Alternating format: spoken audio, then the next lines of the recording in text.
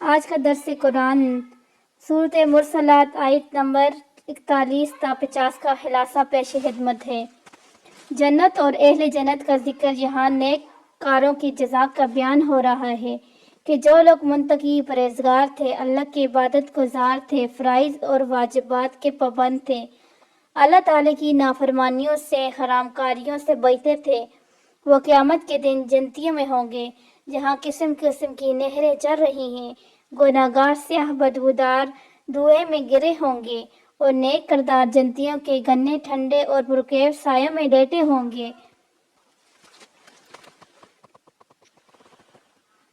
سامنے صاف شفاف چشمے اپنی روانی سے جاری ہوں گے، قسم قسم کے پھل، میوے، ترکاریاں موجود ہوں گے، جیسے جی چاہیں گے کھائیں گے، نہ روک ٹوک ہوگی، نہ کمی اور نقصان کا اندیشہ ہوگا، نہ فنا ہونے اور ختم ہونے کا خطرہ ہوگا۔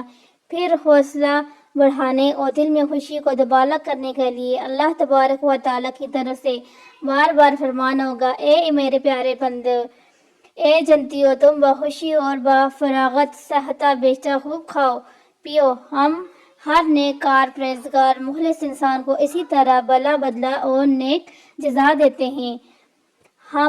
ہاں، جھٹلانے والوں کی تو آج بڑی خرابی ہے۔ ان جھٹلانے والوں کو دھمکایا جاتا ہے کہ اچھا، دنیا میں تو کچھ کھا پی لو، برت لو، فائدہ اٹھاؤ، عنقریب یہ نعمتیں بھی فنا ہوں گی اور تم بھی موت کی گھاٹ اتارو گے، پھر تمہارا نتیجہ جہنم ہی ہوگی۔